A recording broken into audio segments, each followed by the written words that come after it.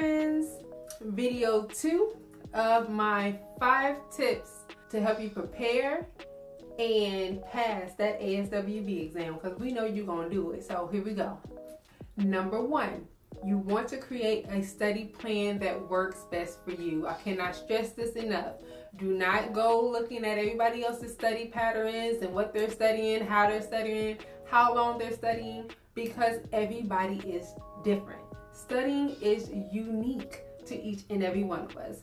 Me, I study by watching videos, listening to study prep podcasts, I read over material, I made flashcards, I made practice quizzes, and whatever I learned, I applied it to something if I could. So if I knew somebody who had a certain mental health disease, I remember that DSM-5 diagnosis because of that. Or I made little jingles that kind of just, it makes sense to me. To other people, you be like, girl, go somewhere. But to me, it made sense. And it came out to how long I actually studied. That again was on me. I feel like I was total OCD with it, but it worked for me. So I studied at minimal 1 hour, but at max, on those free days, those days off from work, I studied 8 hours.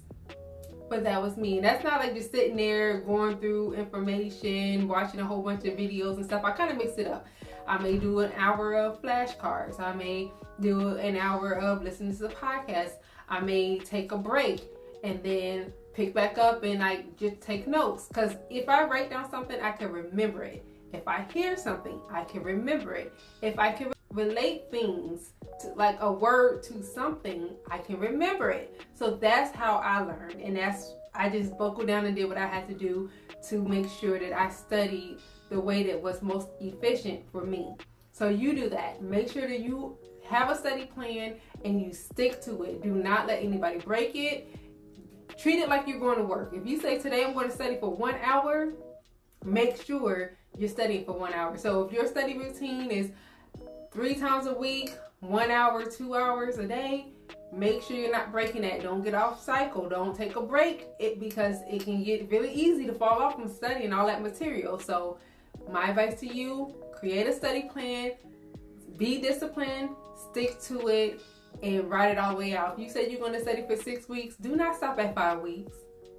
Do not go to 7 to 8 weeks.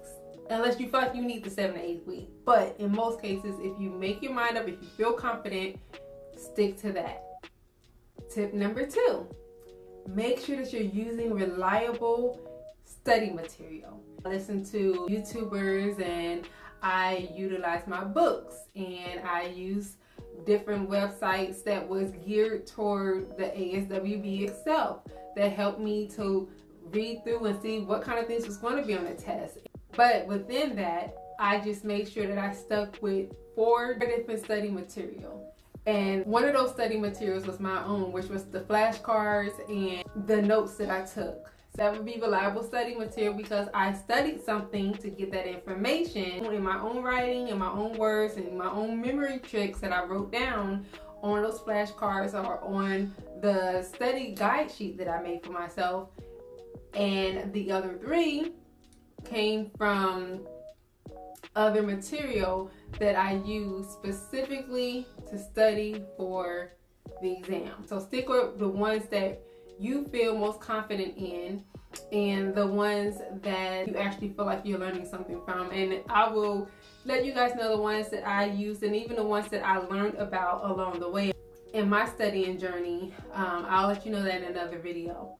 Tip number 3, like I already mentioned, that's the creating flashcards or creating a study flow sheet for yourself. It can be whatever you want it to be to help you remember the information. Customize it to fit you and your learning style. Tip number 4, if you don't remember anything else or care about anything else I said, please take this seriously and apply it to your studying journey. And that is to study the Nassau Code of Ethics. Read it. The book is not thick at all. It's a thin book. Read through it.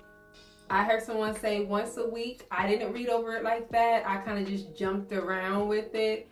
and just kind of whatever I was studying. Like if I came across something, like if I'm doing study questions and I know like this is an ethics problem, or this would have been like a supervision question or whatever, and if I got it wrong, I definitely went and I skimmed through that particular section to help me to remember like, oh, that is what it says, or this is why it was this answer and not that answer. But don't be like me. Read it, read it, read it, because a lot of the test is about the code of ethics. A lot of the questions are derived directly from the code of ethics. And number 5, please, please, please look over the DSM-5. I absolutely dislike the DSM-5, but if you can at least get down to the most common ones: major depression disorder, persistent depressive disorder, know about your bipolar disorders 1 and 2, know the difference, know about anxiety and trauma, know about substance use disorder, your personality disorders. You know, there's the common ones. And I just looked up what was the most common types of DSM-5 disorders that I needed to know for my level, the master's level, and those were the common ones that popped up for me, and I studied that way. I just focused on those, and honestly, those, like, I didn't have a whole lot of diagnostic questions on mine, but the ones that did come up were in the categories that I had researched on what to study, and it actually did help me. So just at least get an idea, know your timelines, because the times like 2 weeks, a month, 6 months, like knowing the different things like that will help you break down those questions very easy, promise you. So please, the DSM-5 and as our code of ethics, study those. Study them, study them, study them. They will help you a ton. I hope this video helps somebody. And of course, share with someone else who is getting ready to take their exam, or preparing, or debating if they even want to take the exam. And drop some comments, drop some motivation for somebody else, drop whatever studying you're doing. We're all here to help one another grow, and we're all here to give each other encouragement. I don't know how I would have made it if I didn't have people who were being encouraging when it was time for me to take my exam. So I'm encouraging all y'all, and I know y'all gonna do great. So that's it for this video. And remember, God loves you, I love you, and you should be loving yourself. Bye.